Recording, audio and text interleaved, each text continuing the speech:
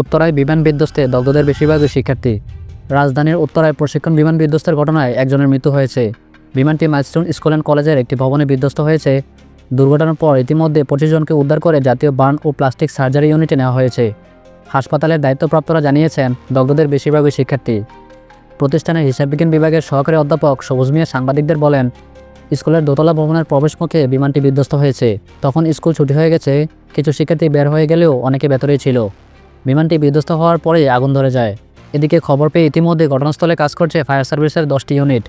সেই সঙ্গে উদ্ধার তৎপরতা ও আইনশৃঙ্খলা রক্ষায় যোগ দিয়েছেন 2টি প্লাটুন বিজিবি।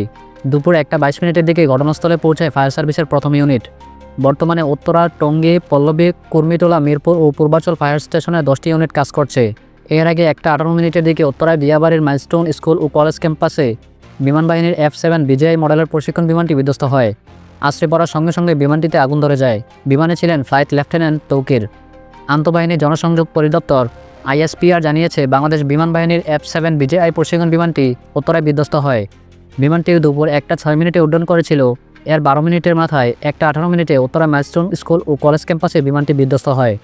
জানা গেছে, দুর্ঘটনার পর ইতিমধ্যে অন্তত শতাধিক শিক্ষার্থীকে উদ্ধার করে চিকিৎসার জন্য বিভিন্ন হাসপাতালে পাঠানো হয়েছে। এর মধ্যে 25 জনকে উদ্ধার করে ইতিমধ্যে জাতীয় বার্ন ও প্লাস্টিক সার্জারি ইউনিটে নেওয়া হয়েছে। এছাড়া আহতদের মধ্যে শিশুও রয়েছে। অন্যদিকে ঘটনাস্থলে সেনাবাহিনীর পাশাপাশি ফায়ার সার্ভিস ও বিজিবি সহ আইনশৃঙ্খলা বাহিনীর সদস্যরা উদ্ধার কাজ করছে এবং এই উদ্ধার কাজ এখনও চলমান।